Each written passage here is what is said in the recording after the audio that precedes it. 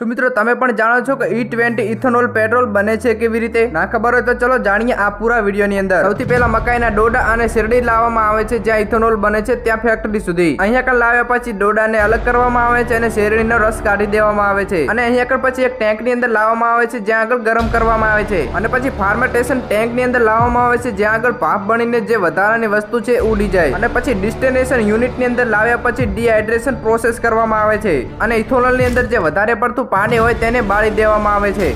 અને હેરાન કરી દે એવી વાત તો એ છે કે 1 લીટર ઇથેનોલને બનાવવા માટે 5 થી 10 લીટર પાણી જોઈએ છે અને પછી આ ઇથેનોલ ટેન્કરના મદદથી અહીંયા કણ મોટી રિફાઇનરી સુધી પહોંચાડવામાં આવે છે અને પછી અહીંયા કણ કોમ્પ્યુટરની મદદથી E20 ઇથેનોલ પેટ્રોલ બનાવવામાં આવે છે। E20 એટલે કે 80% પેટ્રોલ અને 20% ઇથેનોલ અને પછી મોટા ટેન્કરની મદદથી અહીંયા કણ પેટ્રોલ પંપ સુધી લાવવામાં આવે છે અને પછી આપણી ગાડીઓની અંદર નાખ્યા પછી આપણી ગાડીઓ બગડી જાય છે।